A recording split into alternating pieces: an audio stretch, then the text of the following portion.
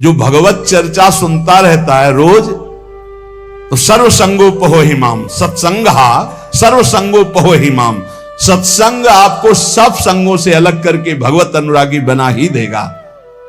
कौन ऐसा है जो प्रभु की चर्चा सुनते सुनते अघा जाए? नारद आदि महात्मागण, बड़े बड़े साधुजन जिनका सदैव यश गान करते रहते हैं, अहोभाग्य है उन मनुष्य शरीरधारियों का जो अपने कर्ण रंध्रों से भगवत चर्चा सुनते रहते। उनका संसार चक्र में डालने वाला ये विकार, घर गृहस्थी की आसक्ति, ये उसे अब अगला जन्म नहीं करने देगी। घर गृहस्थी की आसक्ति, ये काम क्रोध लोभ मोह आदि, उसको अगला जन्म नहीं दे सकते जिनके कानों में रोज भगवत चर्चा पड़ती है और वो भगवत चर्चा सुनते हुए कभी अघाते नहीं। 84 लाख योनियां हैं कर्मानुसार। इन 84 लाख योनियों में जीव भ्रमित होता है। इस योनि में एक एक योनि लाख लाख प्रकार की है। एक योनि लाख लाख प्रकार की है। अब जैसे रेंगने वाली योनि, अब रेंगने वाले में कितने प्रकार के जीव हैं? सांप हैं, खनखजूर हैं, केचुआ, कितने प्रकार के जीव हैं रेंगने वाले में। एक है जलचर, अब जल में कितने प्रकार के जीव हैं। वायु में उड़ने वाले कितने प्रकार के जीव हैं। एक एक योनि में लाख लाख योनियां, उन लाख लाख योनियों में कई कई बार जन्म। अरे बड़ा प्रपंच है, बड़ा दुर्गति है जीवों की। अन्य योनियों के साथ जो दुर्व्यवहार हो रहा है बहुत ही घृणित है। कैसे तुम्हें बता, 1.5 घंटा धीरे धीरे जला जला करके पका रहे हैं पशुओं को, फिर उन्मत्त होकर मदिरा पान करके उसका खान पान कर रहे। क्या कैसी दुर्गति जीते जीव अपनी कर रहे हैं। 84 लाख योनियों में एक एक योनि में लाख लाख प्रकार की योनियां, एक एक योनि में लाख लाख बार जन्म होना। ऐसे थोड़ी है प्रपंच हाहाकार। डिसीजन इसलिए कर रहे हैं कल्याण कर ले, भूल मत कर। यही एक चांस है मनुष्य दे जिससे तू अपना कल्याण कर सकता है, अन्य योनियों में नहीं। अब सोचो उस जीव की क्या हालत है। हाथ पैर बंधे हुए लोहे की छड़ में फंसा हुआ है, आराम से धीरे धीरे अग्नि उसे जला रही, वो कीक रहा है, चिल्ला रहा है और वो आनंदित हो रहे हैं। वो थोड़ा थोड़ा पीते जा रहे हो, देख रहे हैं पक रहा है। पका लो, तुम्हारे तो खाने के काम में आएगा, तुम खाने के भी काम में नहीं आओगे। ऐसी तुम्हारी हालत काल करेगा। जब वो जलाएगा तो तुम खाने के काम में भी नहीं आओगे। बहुत होश में, बहुत होश में, बहुत होश में। ये कर्म तुम्हारा कहीं बख्शने वाला नहीं, तुम्हें दंड देगा। 84 लाख योनियां, एक केवल मनुष्य योनि जिनमें आप अपना उद्धार कर सकते हो। मानव जीवन गिने चुने श्वासों वाला है, गिने चुने श्वासों वाला। इतनी श्वासें आपकी हैं, बस प्रतिपल माइनस होता चला जा रहा है, खत्म होती चली जा रही। यहां हम आनंदित हो रहे हैं, 30 वर्ष के हो गए, 35, अरे आनंदित नहीं, 35 वर्ष गए जीवन के। मूल कार्य के लिए जो आए हो भगवत प्राप्ति, उसमें क्या किया? बोले कुछ नहीं, अभी तो खेलने खालने की उम्र है। मरने की उम्र कौन सी है? कभी भी तो मर सकते हो, तो अपना काम क्यों नहीं बना लेते? राधा राधा राधा। यही अवसर है जीव आवागमन के अनादि चक्र से अपना छुटकारा करके अपने स्वरूप में स्थित हो सकता है, भगवत प्राप्ति कर सकता है। जन्म मृत्यु का चक्र कब तक चलेगा अकल्पनीय, कल्पना भी नहीं कर सकते। काल चक्र आपको घुमाता रहेगा। इसलिए मनुष्य जीवन में भगवत प्राप्ति का अवसर है। ये काम क्रोध लोभ और मोह, ये 4 प्रधान ऐसे हैं जो इस चक्र को चलाते रहते हैं। आवागमन, पुनरपि जननम पुनरपि मरणम पुनरपि जननी जठरे शयनम, ये चक्र चलाते रहते हैं। काम क्रोध लोभ मोह, इन्हीं को नरक की गति कहा गया है। इनमें से किसी में भी एक में पैर पड़ जाए, काम में, क्रोध में, लोभ में, मोह में, फौरन चारों आज करके उसे घुमाने लगेंगे, बार बार जन्म, बार बार मरण। नरक की दारुण यंत्रणा हर योनि में उसको प्राप्त होगी। केवल मनुष्य योनि ऐसी जिससे अपने को बचा सकते हो। केवल मनुष्य ही सत्कर्म करने में स्वतंत्र है, नवीन कर्म करने में स्वतंत्र है। अन्य प्राणी तो पूर्व में जो संचित कर्म गोदाम लगा उसी को भोगते रहते हैं।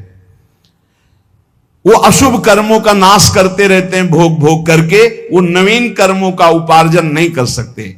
मनुष्य नवीन कर्म उपार्जन कर सकता है। मनुष्य कर्म करने में स्वतंत्र है। मनुष्य ही है जो अपने कर्म संस्कारों को भस्म कर सकता है, दूसरा कोई योनि नहीं।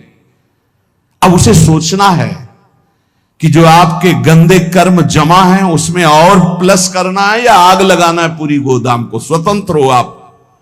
काम, क्रोध, लोभ, मोह ये जिनके जीवन में है, निश्चित समझो उनका जन्म मरण पक्का है।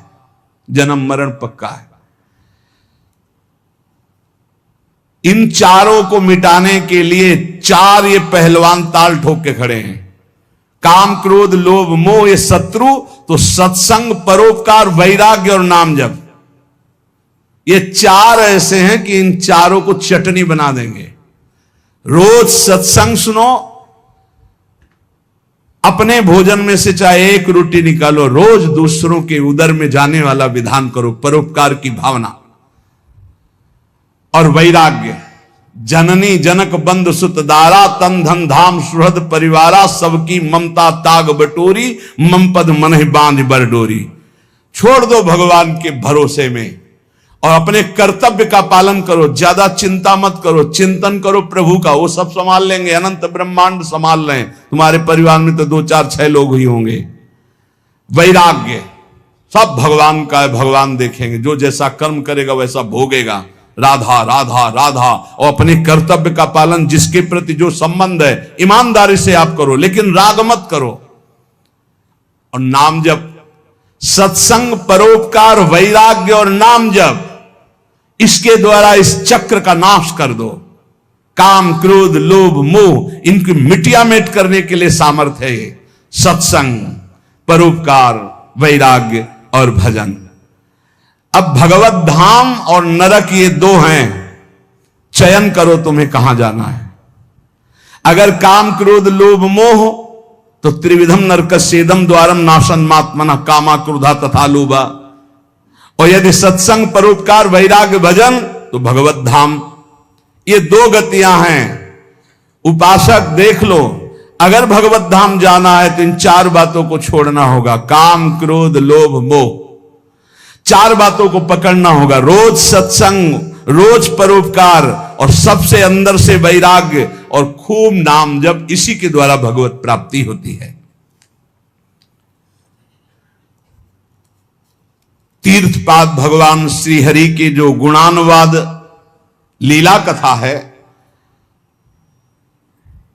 जब कथा सुनते सुनते कथा में स्वाद आने लगे, एक एक शब्द बहुत गंभीर आनंददायक लगने लगे, तब समझ लेना चाहिए कि अब हमारे कल्याण का अवसर आ गया। भगवान की बातें बहुत प्रिय लगने लगे, भगवत चर्चा एक आनंद देने लगे। समस्त विषयों से वैराग्य उसी का होता है जो रोज सत्संग सुनता है। पर सत्संग सुनना समझ लीजिए, कल श्रोता का वर्णन हुआ था, चातक की तरह सुनना। हमारा जीवन है सत्संग, उसका मनन करना, उसको आचरण में उतरना, कि सुने बस चले गए। इतना समय तो सार्थक हुआ, पर मनन नहीं करोगे तो सत्संग का हृदय रूपी अंधकार नाश करने का जो प्रभाव है वो मनन से होता। मनन नहीं तो फिर नहीं बन पाएगा। सुन लिया, दूसरों को सुना दोगे, काम नहीं बनेगा। भगवत चरणारविंद के निरंतर चिंतन की सामर्थ्य सत्संग से प्राप्त होती है। समस्त दुखों का नाश भगवत चिंतन से होता है। जो भगवान की चर्चा को कानों से सुनता रहता है तो उसके हृदय का मोह मल नाश हो जाता है, वो वैरागी हो जाता है। वैरागी का केवल भेष से मतलब नहीं, अंदर से है। जैसे चक्रवर्ती सम्राट अम्बरीश जी वैरागी हैं। चक्रवर्ती सम्राट अवध का पूरा शासन कर रहे हैं भरत जी, लेकिन परम वैरागी। जो अनुरागी है वही परम बैरागी है, जो परम बैरागी वही अनुरागी है। मुझे तो सबसे ज्यादा वो सोचनियों में भी सोचनीय अज्ञानी पुरुष लगते हैं जो कभी सत्संग सुनने नहीं आते। पिछले पूर्व पापों के कारण उनको भगवान की कथा में सुनने में बिल्कुल रुचि नहीं है, और अगर कभी कोई उनका मित्र आदि ले भी आवे तो वो सुनना नहीं चाहते। तुम आओ, सुन के हम बाहर खड़े हैं। वो इतनी दूर खड़े हो जाएंगे कि कान में शब्द ना पड़े, और अगर कभी सत्संगियों को देखेंगे भी तो उनके दोष दर्शन करेंगे। इनका क्या सुधार हुआ सत्संग से, ये वो ऐसा। हाय हाय, बड़े शोचनीय है कि मानव देह प्राप्त करके उनको सत्संग नहीं मिला। काल भगवान ऐसी अमूल्य श्वासों को व्यर्थ में नष्ट करवा रहे हैं। उनकी वाणी दूसरे के निंदा प्रपंच गायन में, देह भोगों में, व्यर्थ के वाद विवाद, व्यर्थ की चेष्टा, व्यर्थ के चिंतन में उनका जीवन चला जाता है। इसलिए इस लोक में तुम केवल धर्म का आचरण करते हुए ही अर्थ का सेवन करो, भोगों को भगवद अर्पित करके परम पुरुषार्थ भगवान की प्राप्ति का उपाय करो, वही मनुष्य जीवन श्रेष्ठ है। यस्य संसारिणी प्रज्ञा धर्मार्थ वनुवर्तते, धर्म पूर्वक अर्थ कमाओ, पाप का पैसा नहीं। खूब भगवान नाम जब, भगवत कीर्तन, ये परम पुरुषार्थ है, इसी से भगवत प्राप्ति हो जाएगी, और ज्यादा प्रपंच करने की जरूरत नहीं। क्षमावशी कृतिर्लोके क्षमया किम न साध्यते, शांति खड्गः करे यस्य किम करिष्यति दुर्जना। जब तुम धर्म मार्ग में चलोगे तो दुर्जन लोग तुम्हें परेशान करेंगे। तुम्हारे पास ढाल और तलवार है जैसे, तो शत्रु को परास्त कर दोगे, उसके वार को सह लोगे। तो ढाल क्या है? क्षमा। आपको जब कोई गाली दे, अपमान करे, तो अपने भजन को बचाने के लिए क्षमा रूपी ढाल का प्रयोग करो। और दुर्जन जब प्रहार करते हैं, निंदा करते हैं, अंदर से बाहर से, अंदर से काम क्रोध आदि, तो शांति रूपी तलवार से काट दो। शांत रहो, चुप रहो, क्षमा कर दो। क्षमा रूपी ढाल, शांत रूपी तलवार, इससे आप क्रॉस करते हुए चले जाओगे भगवत मार्ग में आगे। स्वर्ग के देवता, बड़े बड़े देवता जिसको नमस्कार करते हैं, वो कौन सा पुरुष होता है? बोले वो दो प्रकार के होते हैं। एक होते हैं जो बलपूर्वक दंड देने में क्षमता रखते हैं, पर उनका अपमान निंदा करो वो सह लेंगे, और निर्धन होने पर भी, अवसर आने पर सब कुछ लुटाने के लिए तैयार हैं। इन दो पुरुषों को बड़े बड़े देवता भी नमस्कार करते हैं। गरीब होने पर भी दान देने का उत्साह, और बलवान होने पर भी सहनशीलता। दूसरे के द्वारा किया हुआ निंदा अपमान आदि मौन होकर सह लेते हैं, यद्यप सामर्थ्य उनमें दंड देने की है। गरीब होते हुए भी दूसरों को खिलाने पिलाने दान देने का उत्साह, इन दो को बड़े बड़े देवता भी नमस्कार करते हैं। द्वांभसी निवेष्टव्यो गले बद्ध्वा दृढ़ाम शिलाम, धनवंत मादातारम दरिद्रम चातपस्विनम। ये दो मरे हुए ही समझो, संसार में जीवित है, पर इसका अर्थ सीधे होता है कि गले में पत्थर डालकर डूब के मर जाने वाले स्वभाव वाले हैं। क्या? जो धनी होने पर भोग विलासिता में पैसा खर्चा करते हैं। एक होटल में गए, लाखों रुपए खर्चा कर दिए। अरे 250 ग्राम आटा नहीं खा सकते हो? कितने का 250 ग्राम आटा होता है? 1-2 कटोरी दाल सब्जी ले लो, 2-4 रोटी ले लो, खा लो। प्रकृति के पैसे को बर्बाद करते हो। 5 लाख उड़ाया है, 5 लाख में 500 आदमी खूब बढ़िया भोजन पाते और बढ़िया स्वस्थ रहते। ऐसे विचार करना चाहिए। दुर्गति किनकी होती? जिनको इस जन्म में धन मिला और वो दूसरों की सेवा में, भागवतिक सेवा में न लगाकर भोगों में लगाते हैं।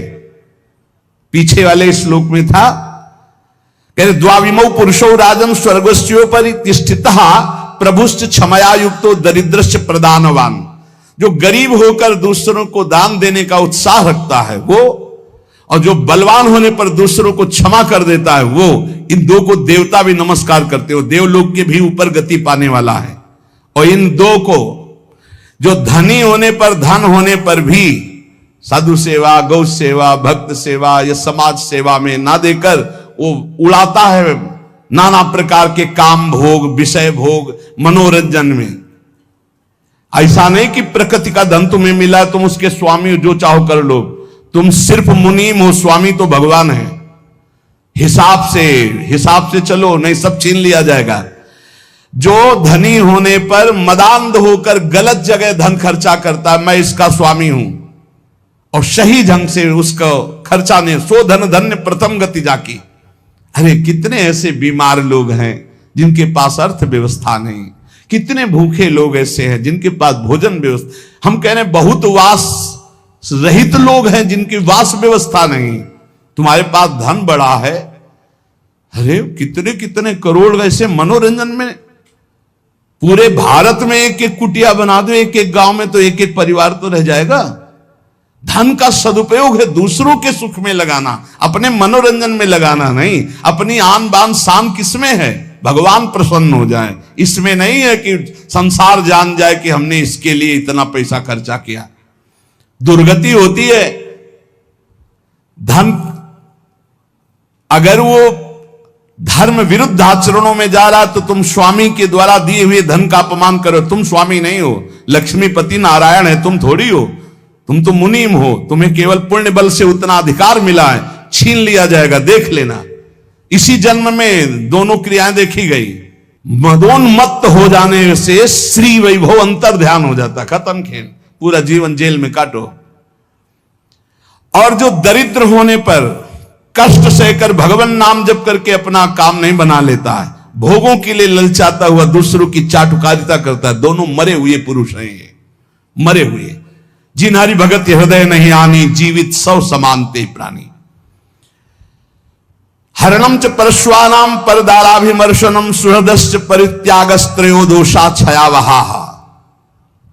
महान धर्मावतार भगवान की परम प्रेमी विदुर जी, ये जो दूसरे को फुसला कर या जबरदस्ती या किसी भी प्रभाव से दूसरे की संपत्ति का अपहरण करते हैं, या मित्र की पत्नी या व्यवहार बनाकर या प्रलोभन करके दूसरे की स्त्री के साथ सहवास करते हैं, और जो अपने मित्र के साथ दगाबाजी, धोखाबाजी, सुहृदों का परित्याग करते हैं, इनको निश्चित दुर्गति प्राप्त होती है। ध्यान से सुन लो, यही निर्णय करने वाले हैं। धर्मराज का सीधा अवतार विदुर जी हैं और धर्म का अंशावतार युधिष्ठिर जी हैं। सीधा धर्मराज ही आए हैं विदुर जी के रूप में। वही कह रहे, हरणम च परश्वानाम परदाराभिमर्शनम, बहुत बड़ा पाप है। अपनी भागवतिक पद्धति से स्वीकार की हुई अर्धांगिनी के सिवा किसी माता बहन की, वो तुम्हारी दुर्गति कर देगा, या अपने पति के सिवा किसी और, वो तुम्हारी दुर्गति कर देगा। परदाराभिमर्शनम, आयु क्षीण हो जाती है, श्री क्षीण हो जाती है। आपको लगता है, कहते हैं कुछ लोग ऐसा कहते हैं कि आप जो जो वर्णन करते हो सब उसमें बड़े मौज से है।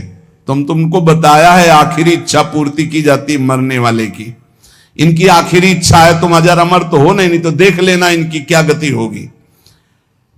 भैया 2-4 बार डकैती से सफल हो गया तो लाखों रुपया उड़ा रहा, तुम कह रहे हो बड़े मौज में। और जिस दिन पकड़ा जाएगा ना, और फिर जब दंड उसको मिलेगा, तब आप देखने नहीं जाओगे कि उसको क्या क्या दंड मिलता है।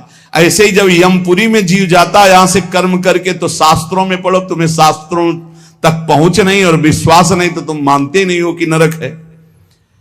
जो दूसरे का धन अपहरण करता है, दूसरे की स्त्री का संसर्ग करता है, मित्र बना करके, व्यवहार बना करके पराई स्त्री के साथ सहवास करता है या पराय पुरुष से सहवास करता है, जो अपने सुहृद मित्र को धोखा देता है, परित्याग करता है, ये सब नरक जाने वाले पाप हैं।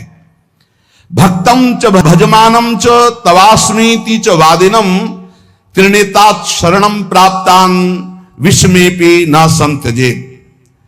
जो तुम्हारा भक्त हो, तुम्हारी सेवा में रहा हो और एक बार हृदय से कह दिया कि मैं आपकी शरण में हूं, ऐसे 3 प्रकार के मनुष्यों के संकट आने पर पूर्ण रूप से सहयोग करना चाहिए।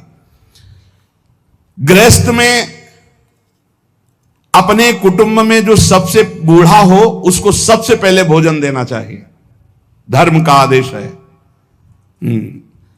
यहां बहू और लड़का कॉफी और समोसा और चाय छान रहे हैं और बूढ़े टुकुर टुकुर हेर रहे हैं। अगर कुछ कहें भी तो डांट देंगे, तुम्हें घरे में तो रहना है, बना लेना चाय पी लेना, हमें ऑफिस जाना है।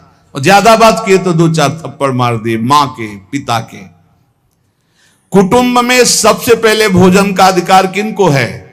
गरम गरम भोजन बना के पहले वयोवृद्ध, फिर दूसरा अधिकार बच्चे, फिर तीसरा अधिकार अपने जो आए हुए जन हैं, जो घर के जन हैं। बनाने वाला सबसे बात के, ये नहीं कि बनाने वाला पहले चक छान के फिर जो मनाया सो परोस दिया। ये वो रसोई में कभी कमी नहीं हो सकती जो ऐसी रसोई होगी। एक अन्नपूर्णा जी का कृपा प्रसाद होता है उस रसोई में। रसोई में कभी भोजन पाया ना जाए, रसोई कभी झूठी ना हो, बाहरी कोई रसोई देख ना पावे, रसोई पर्दे में रहे और पवाते रहो। आप देखो अन्नपूर्णा कैसे आप पर कृपा करती है। लेकिन यहां तो ऐसे दलित दुराए की हद है, हद है। वो उतार के रखा, धुआं निकला, मुंह में डाल के खा रहे हैं, वही खा रहे हैं, परोसा। ना भगवान से मतलब, ना भगत से मतलब है, ना बूढ़ों से मतलब है, ना। ऐसी दलिद्रता छाई हुई है रसेंद्री जनेन्द्री की, पूछो मत। ध्यान से सुने, इसीलिए महापुरुषों के वचन सुना रहे। आज से जो सुन रहे हैं, भोजन में सबसे पहला अधिकार रसोई में वयोवृद्ध का है। हम कह रहे ठाकुर जी को भोग लगा दिखा के उनको पवाओ, पहले बच्चों को पवाओ, जो और अपने जन उनको। रसोई करता वो सबसे बात के, जो घर का स्वामी बनने का अधिकार रखते हैं, उनको सबसे बात के पाना चाहिए। पहले सबको पवा देना। मुखिया मुख सो चाहिए, खान पान सो एक भी ऐसा कोई भोजन का पदार्थ ना हो जो किसी को न दिया गया हो। छुपाव नहीं होना चाहिए। रसोई में जो बने सबको, पंगत में जो परोसा जाए सबको, नहीं परोसा ही ना जाए। ध्यान रखना, नहीं इससे अपराध लगता है। 20 को कुछ और, 30 को कुछ और, 50 को कुछ और, ऐसा एक। मुखिया मुख सो चाहिए, खान पान सो एक। घर में जो चीज बनाओ वो सबको बराबर दो। ऐसा नहीं होना चाहिए कि आप अपने लिए कुछ अलग, उनके लिए कुछ अलग। जब अपनी मोह वृत्ति होती है, सत्संग का ज्ञान नहीं होता तो अलग अलग होता है, बहुत विचित्र होता है, बड़ा अपराध बनता है। दूसरा, अपने संबंध में जो संकट में पड़ा हो तो बिना बुलाए अपने आप जाकर उसका सहयोग करना चाहिए। तीसरा, यदि अपनी बहन संतानहीन हो, व्यवस्था ना हो और वो अपने पास रहना चाहे तो आदर के साथ पूरे जीवन उसको रखना चाहिए। भगवान धर्म स्वरूप विदुर जी कह रहे, अगर गृहस्थी में रहकर ये 4 आचरण संभाल ले जो अभी बोले गए और नाम जप करे तो भगवान की प्राप्ति निश्चित है। बड़े बूढ़ों को भोजन में सबसे पहला अधिकार है। बड़े बूढ़े भगवान साक्षात, मातृ देवो भव, पितृ देवो भव। यदि तुम्हारा कोई संबंधी कष्ट में है तो बिना बुलाए जाओ, उसका सहयोग करो। और यदि तुम्हारी बहन संतानहीन, धनहीन है, परिवार में उसको नहीं रखा जा रहा, आप आदर पूर्वक जीवन भर रखो, इससे भगवान प्रसन्न हो जाएंगे। इन महान पुरुषों के वचनों का बार बार मनन करो और अपने आचरण में उतारो। कभी तुम्हारा कोई पुण्य दान आदि बन जाए तो ये तुम्हारा अहंकार अंदर से उठेगा कि उसका वर्णन करूं, मत करना, वो तुम्हारे बहुत काम आएगा आगे चल करके। कभी किसी को पानी पिला दिया हो, कभी किसी को भोजन पवा दिया हो, कभी कोई दान पुण्य कर दिया हो, मौन रहना, पूछने पर भी मत बताना। कोई पूछे वृंदावन गए थे, कुछ तो खवाया पिया होगा संतों को, मत बोलो अरे हमारे को खाने को नहीं, हम दूसरे को क्या खवा देंगे, हम ही को भगवान पवा रहे हैं। ऐसे अपने पुण्य को छुपाओ।